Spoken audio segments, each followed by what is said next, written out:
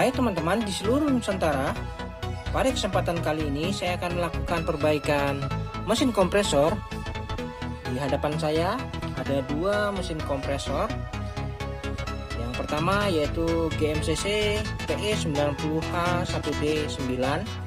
Ini kategorinya adalah mesin kompresor 1/4 PK. Kerusakan dari mesin kompresor ini ngejim. Jadi apabila diberikan sumber, mesin kompresor ini hanya mendengung saja. Oke. Kemudian yang kedua, ini mesin kompresor K230C71. Ini kategorinya adalah 1/5 PK. Untuk kerusakan dari mesin kompresor ini apabila diberikan sumber, maka mesin kompresor ini kondisinya tidak menyala atau sama sekali tidak ada dengungan karena overloadnya ini rusak. Apabila overloadnya ini rusak, kemungkinan besar kerusakan pada kumparannya atau mungkin yang lain, saya belum tahu. Yang pasti untuk pin CSR-nya ini short, ada yang short ya. Oke, jadi mesin kompresor yang pertama ini kerusakannya ngejim. Kemudian yang kedua ini ada indikasi kumparannya yang bermasalah. Baik, saya akan langsung lakukan perbaikan.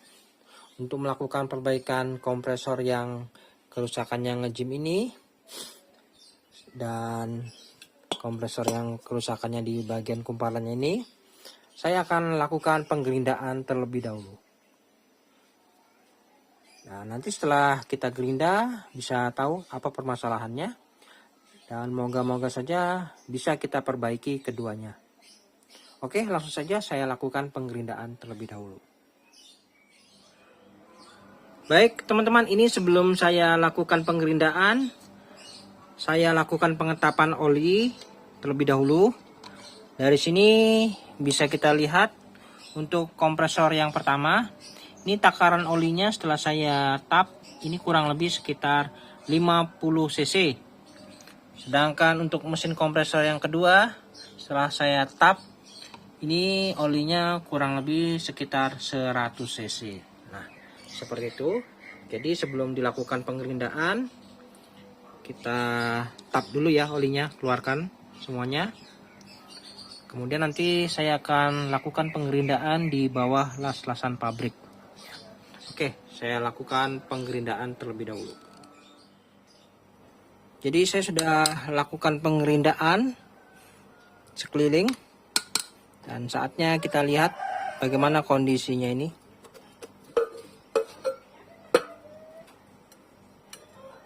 Nah, seperti ini ya. Jadi setelah saya gerinda, usahakan menggerinda di bawah las-lasan pabrik sehingga kop yang di bagian dalam ini tidak terpotong, serpihan material gerinda tidak masuk ke dalam mesin kompresor ya, kondisinya tetap bersih. Oke, setelah kita buka, kita lihat apakah piston mau bergerak. Nah, ternyata lengket ya.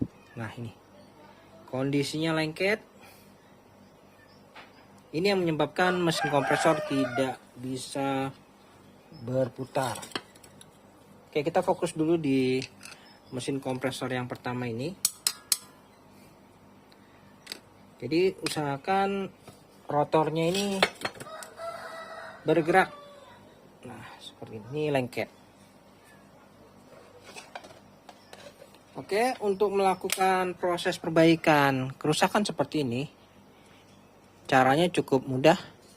Tinggal kita berikan pelumas saja ya.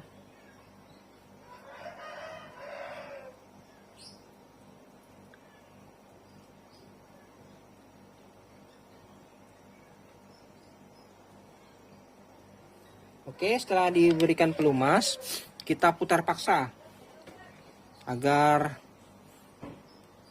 crankshaft ini bisa bergerak.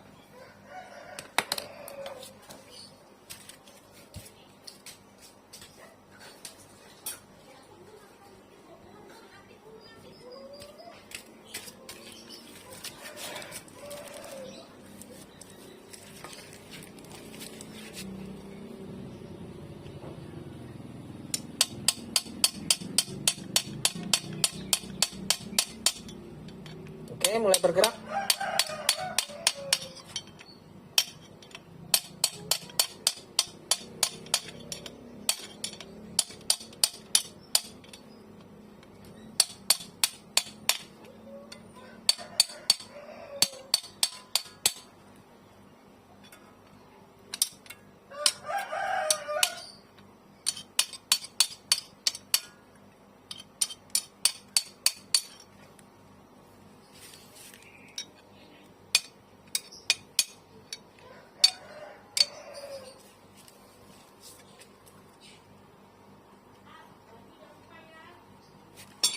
Oke, ada pergerakan ya.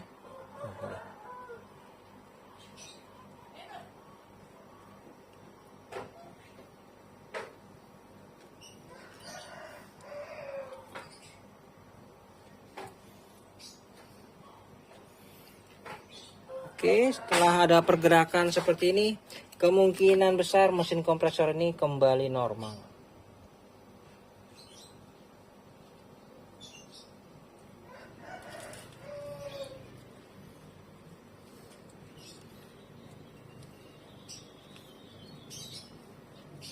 Oke, sudah mulai lancar ya. Sekarang tinggal kita masukkan saja olinya, ini kurang lebih sekitar 50 cc.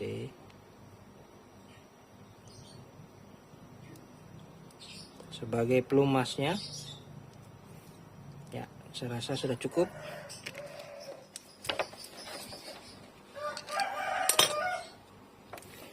Oke, setelah rotor bergerak, nah seperti ini, kita putar paksa ya, berikan sumber saja. Namun sebelumnya kita berikan penutup agar olinya itu tidak berhamburan.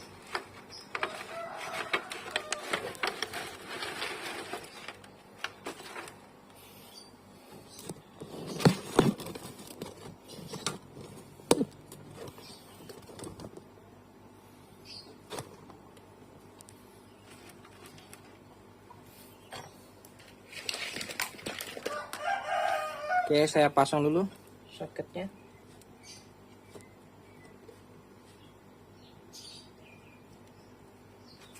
Dan saya akan berikan sumber. Semoga saja berputar. Oke, teman-teman, ya.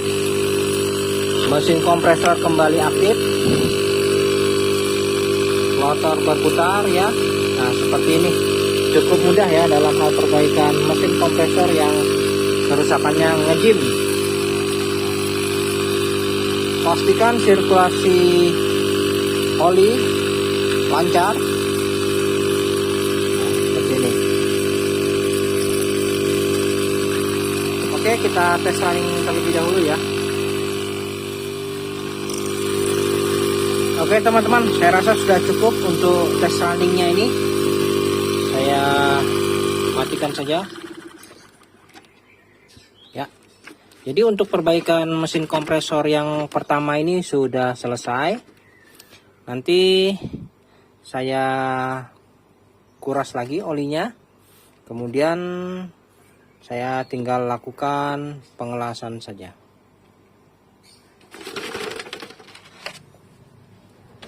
Oke, nanti saya kuras olinya dan tinggal dilakukan pengelasan kembali.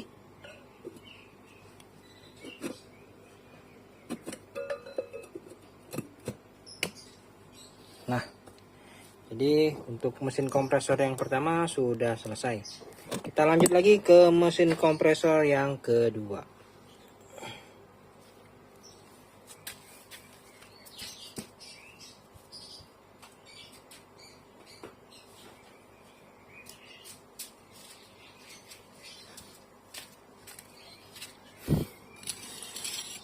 Nah, ini untuk mesin kompresor yang kedua sudah saya lakukan penggerindaan sekeliling, dan seperti ini, tidak ada serpihan material pada saat menggerinda masuk.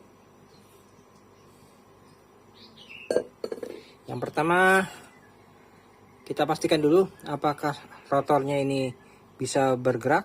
Nah, Untuk rotornya apabila bisa bergerak seperti ini, kemungkinan kerusakan di area kumparannya. Dan ini sudah saya lakukan pengecekan, memang untuk overload rusak. Kemudian pin CSR-nya ini short.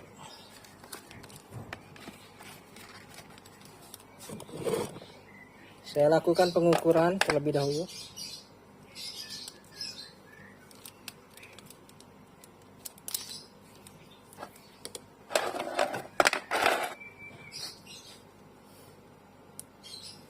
Oke, saya akan lakukan pengukuran ya. Ini overload dan PTC relay tidak ada nilai hambatan. Karena overloadnya ini rusak.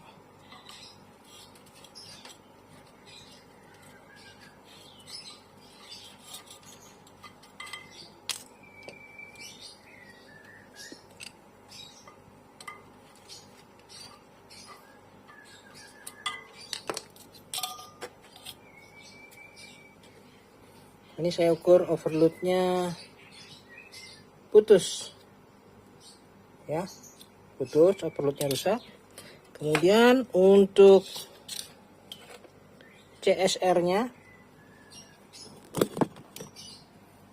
ini common, running, start, saya ukur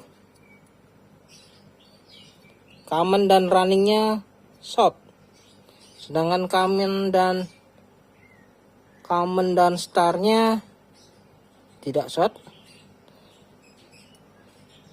running dan startnya tidak short. Jadi antara common dan runningnya ini yang short. Oke, ini positif kerusakan di kumparan.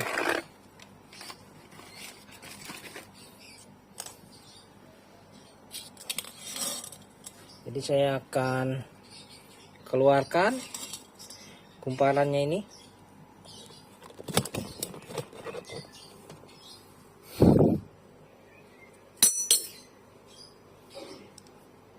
Oke, saya lepas dulu soketnya.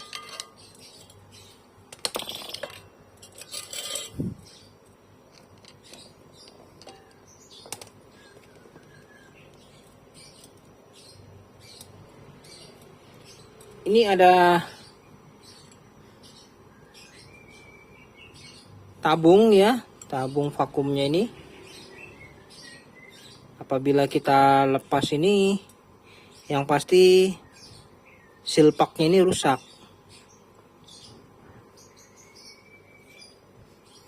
Oke, kita hindari itu. Saya akan langsung mengangkat saja.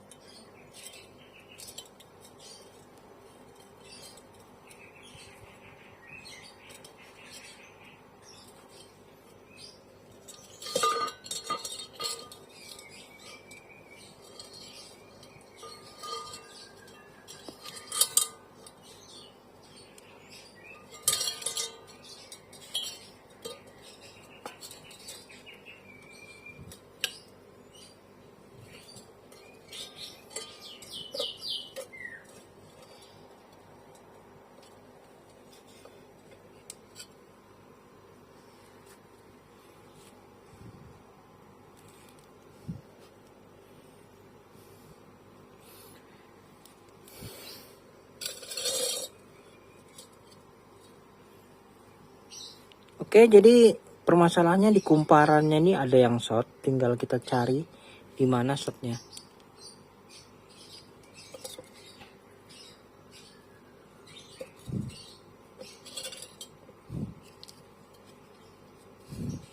Tidak ada tanda-tanda kumparannya yang hangus.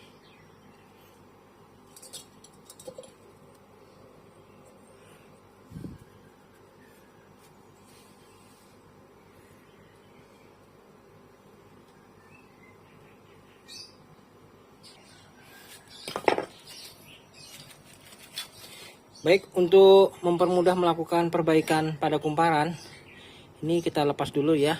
Ada kunci L. Ini kita lepas.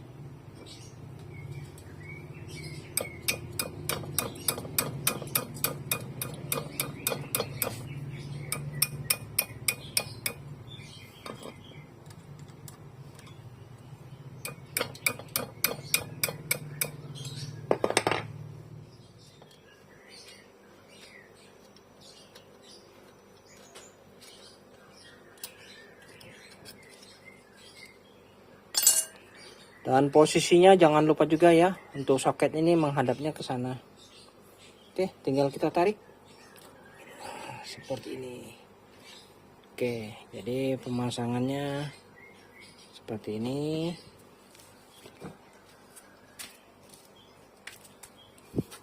Mungkin lebih enak kita berikan tanda saja.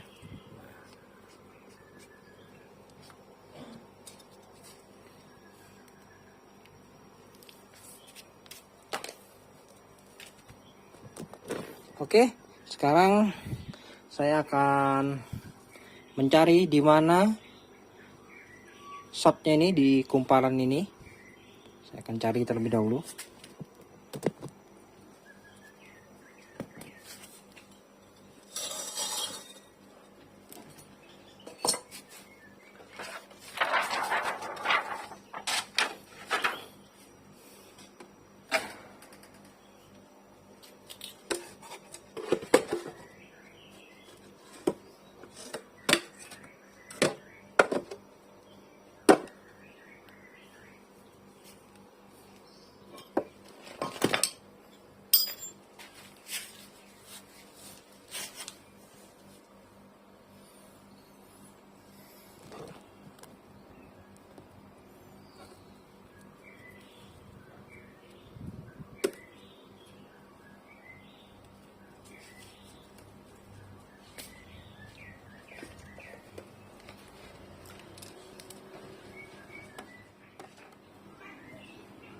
Oke, saya ukur kembali yang mana yang short ini, antara common dan star. Ini starnya ya, kondisinya normal.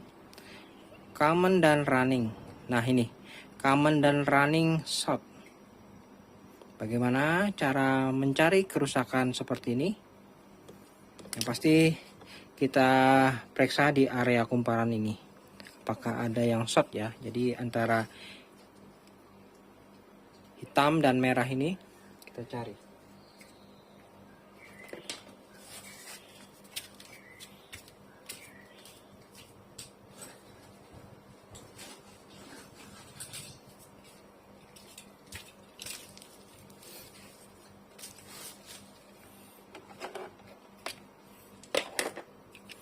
Yang pertama kita buka dulu simpulnya ini. Cari ujungnya di mana simpulnya nih. Oh ini simpul.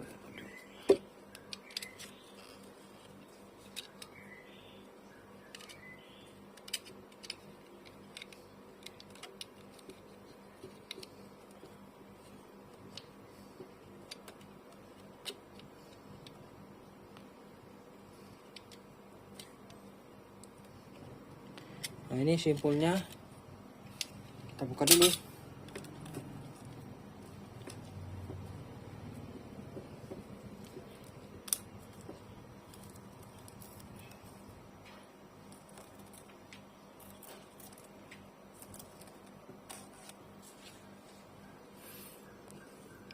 Jadi kita fokus di merah dan hitam ini yang terjadi short. Hitam ini adalah common. Oh, nampak jelas ya, kumparannya putus di dalam sini. Baru saja saya temukan. Nah, ini sudah suatu pertanda baik. Ini berarti di area dalam sini ya yang mengalami masalah. Kita pinggirkan dulu.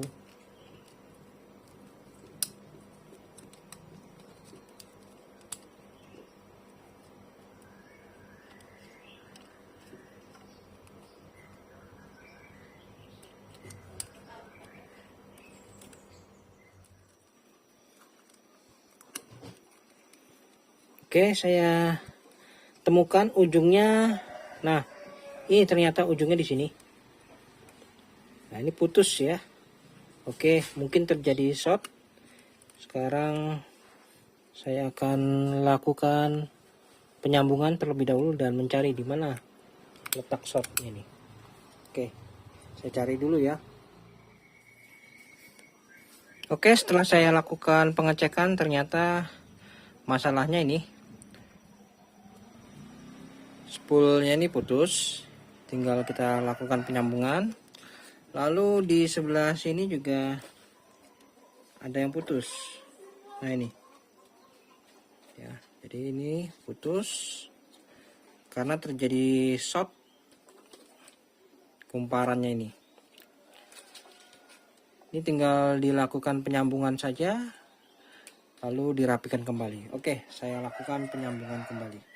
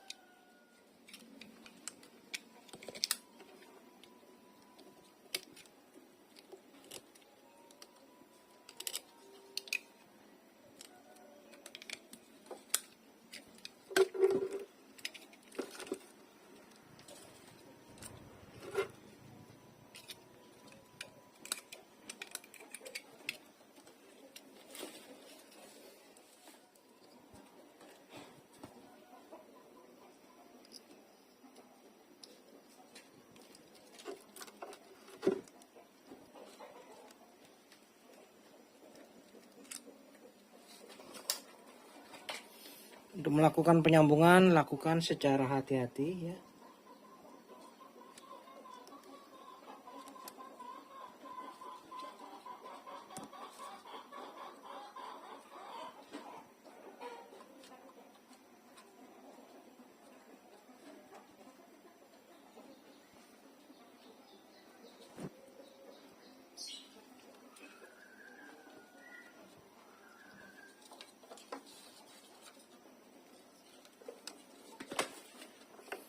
Oke, setelah itu kita isolasi.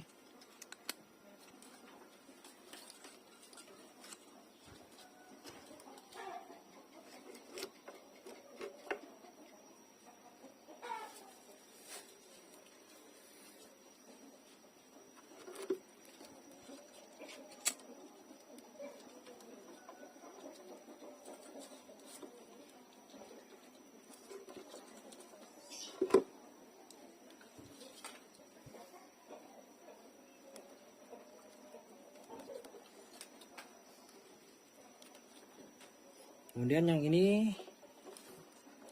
pasangannya di sebelah sini.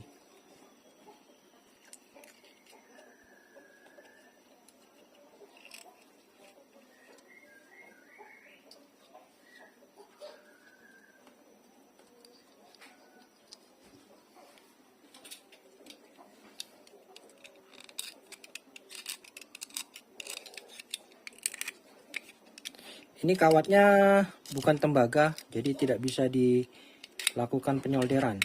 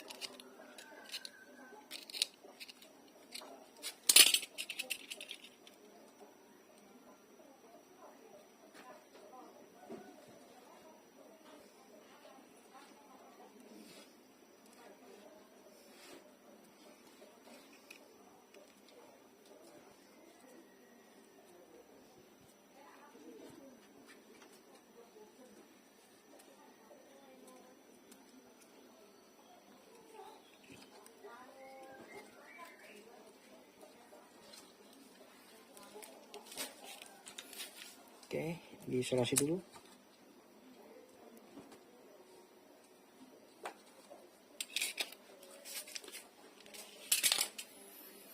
Baik, untuk kumparannya sudah saya lakukan penyambungan dan saya lakukan pengukuran bagaimana, apakah sudah normal nilai hambatannya.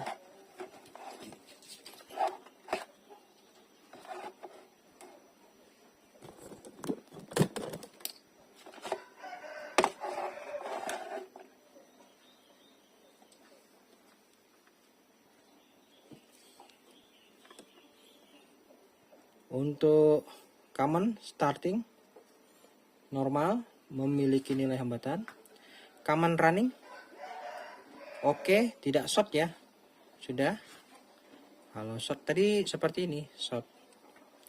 Common running normal, common starting normal, starting running normal. Oke.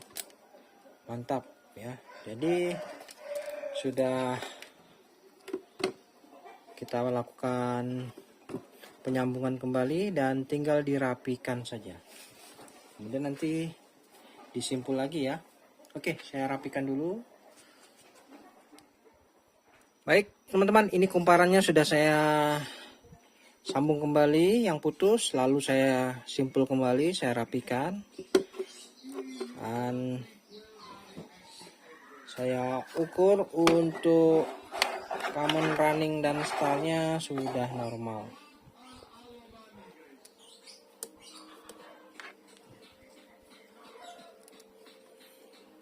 Nah, ini untuk startingnya normal, runningnya normal, running dan starting juga sudah normal. Oke, tinggal saya pasang kembali, saya rakit dulu.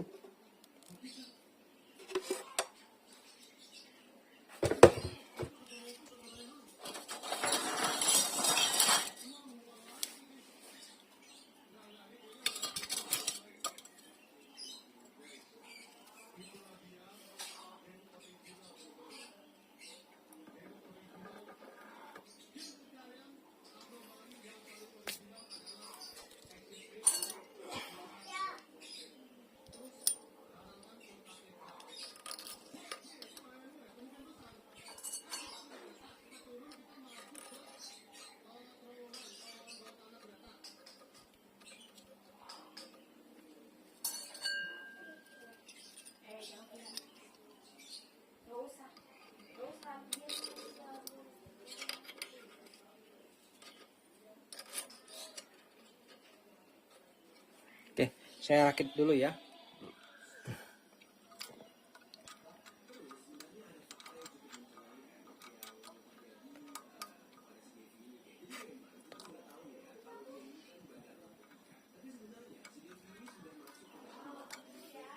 Oke, ini sudah saya rakit kembali.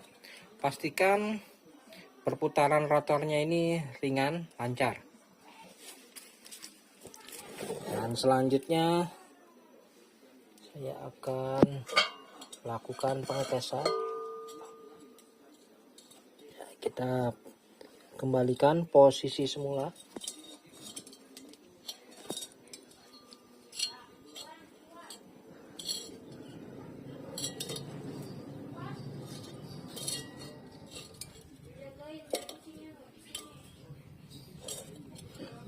Oke, selanjutnya kita pasang kembali soketnya.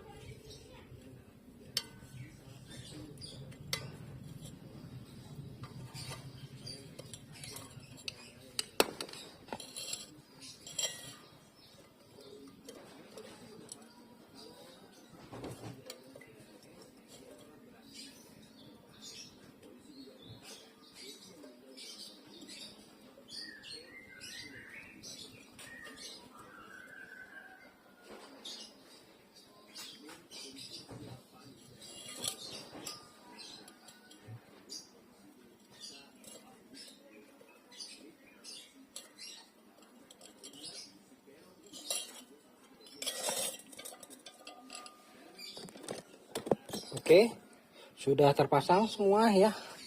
Tinggal dilakukan pengetesan. Saya berikan oli sebagai pelumasnya. Kurang lebih sekitar 50 cc.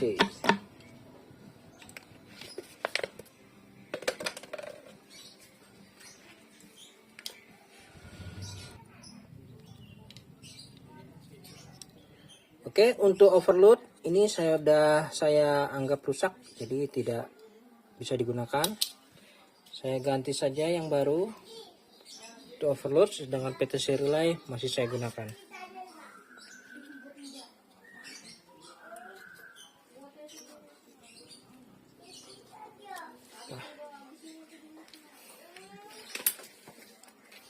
Oke, saya pasang soketnya.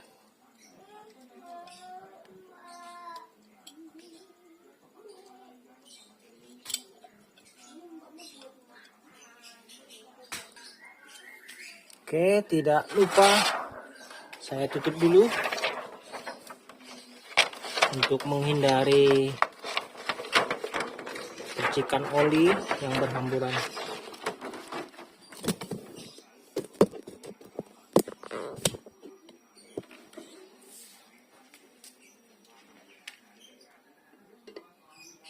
Oke, saatnya saya lakukan pengetesan.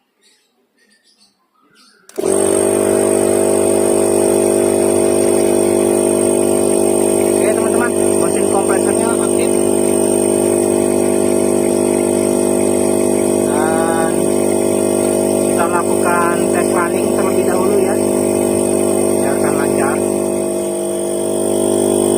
Oke teman-teman, sudah dilakukan tes running ya, saya rasa sudah cukup dan saya matikan dulu. Nah, seperti ini. Jadi untuk perbaikan mesin kompresor yang kedua ini juga sudah selesai. Tinggal dilakukan penutupan kembali ya.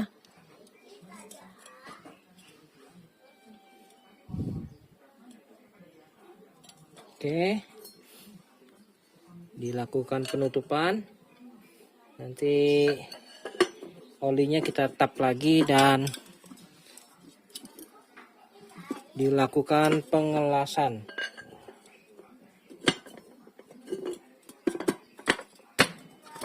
Oke, tinggal saya lakukan pengelasan saja.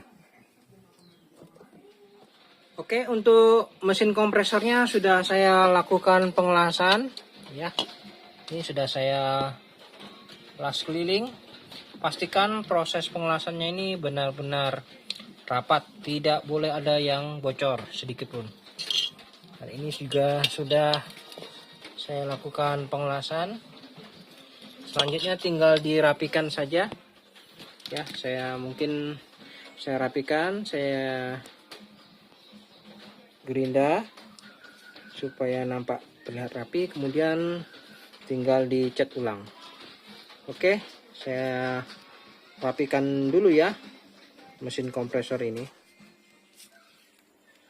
Baik teman-teman, ini setelah saya lakukan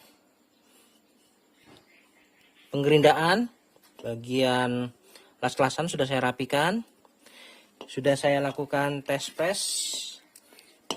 Selanjutnya saya akan lakukan pengecetan. Jadi saya bersihkan dulu, kemudian tinggal dilakukan pengecatan. Untuk tes press sudah saya lakukan, aman, tidak ada kebocoran ya di bagian las-lasannya ini. Oke, tinggal saya lakukan pengecatan. Nah, ini satunya sudah saya cat, hasilnya sangat rapi. Kemudian tinggal yang ini lagi saya lakukan pengecatan. Baik, ini sudah saya rapikan, sudah saya tes press, tinggal dilakukan pengecatan supaya terlihat rapi.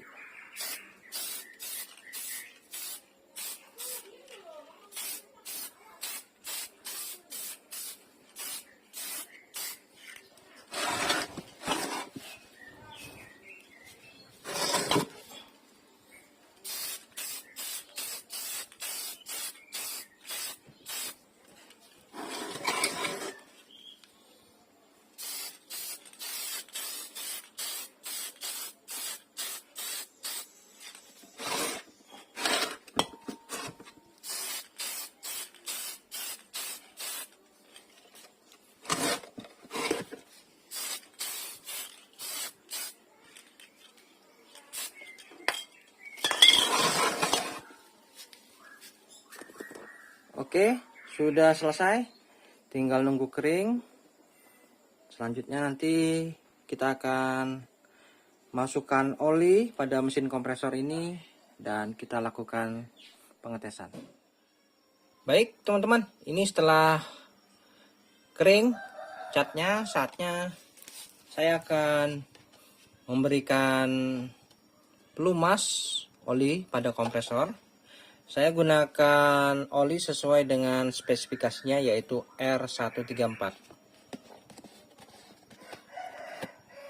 Untuk cara memasukkan oli pada mesin kompresor, kita harus pilih pipa hisapnya ini di bagian yang tidak tinggi ya. Untuk mesin kompresor ini pada bagian sebelah kanan nampak kepalanya ini lebih tinggi di sebelah kanan, sedangkan di sebelah kiri lebih rendah.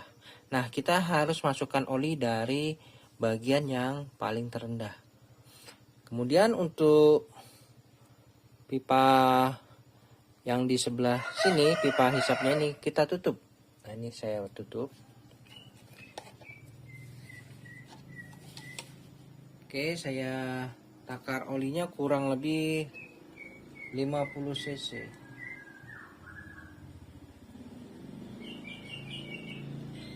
Nah, saya rasa segini sudah cukup.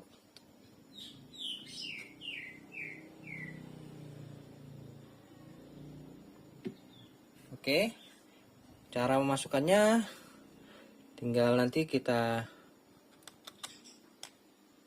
selangnya kita masukkan ini dan kita hidupkan dulu mesin kompresornya.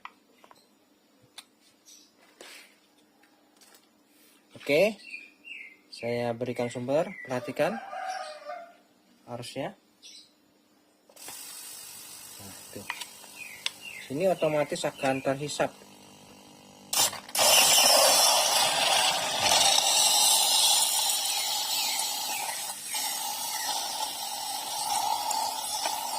Oke, dan tidak keluar olinya ya dari pipa tekannya. Nah, ada.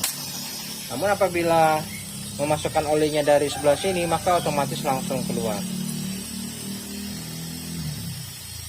Untuk arusnya menunjukkan di 0,99 ampere atau 1 ampere ya.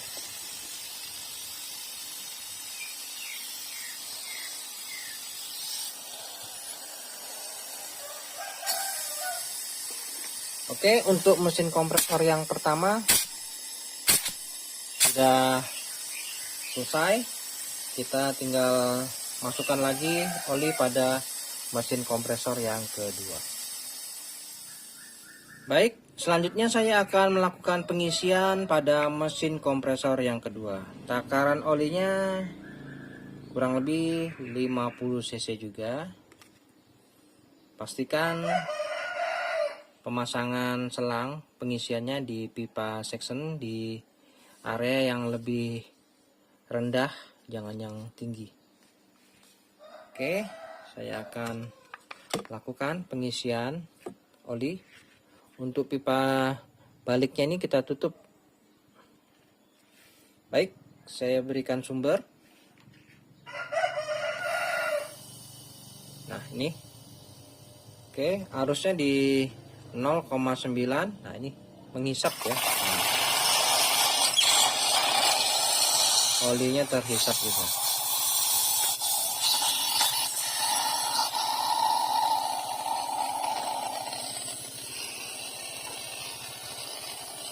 Oke, olinya sudah masuk melalui pipa section.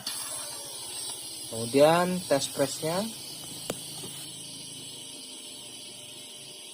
Nah, daya kompresnya juga bagus.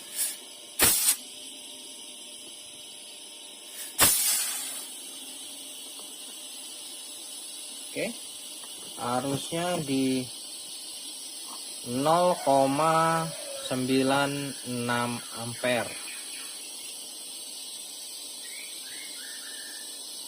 Nah, seperti ini. Jadi untuk kedua mesin kompresor ini sudah kita lakukan perbaikan dengan kerusakan yang berbeda dan hasilnya sudah selesai keduanya. Jadi untuk perbaikan mesin kompresor ini sudah selesai. Baik teman-teman, sampai di sini dulu perjumpaan video saya dan kita akan ketemu lagi pada video-video saya selanjutnya. Sampai jumpa.